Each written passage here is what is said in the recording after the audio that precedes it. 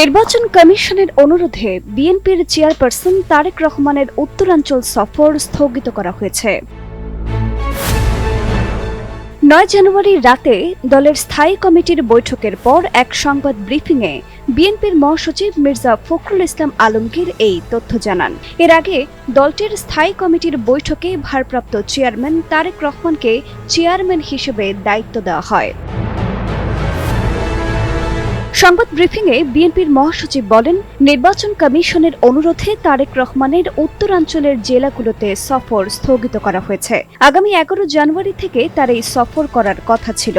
১১ জানুয়ারি থেকে ১৪ জানুয়ারি এই সফরে তারেক রহমানের টাঙ্গাইল, সিরাজগঞ্জ, বগুড়া, রংপুর, দিনাজপুর, ঠাকুরগাঁও, পঞ্চগড়, নীলফামারী ও লালমনিরহাটে যাওয়ার কথা ছিল।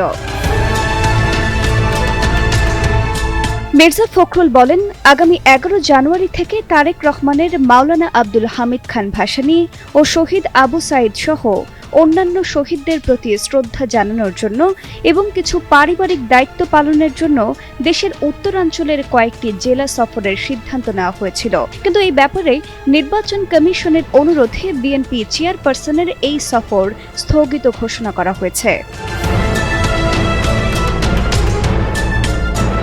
তিনি আরো বলেন, আগামী ১২ ফেব্রুয়ারি নির্বাচনকে বিভিন্নভাবে প্রশ্নবিদ্ধ করতে একটা মহল বিভিন্নভাবে চক্রান্ত করছে।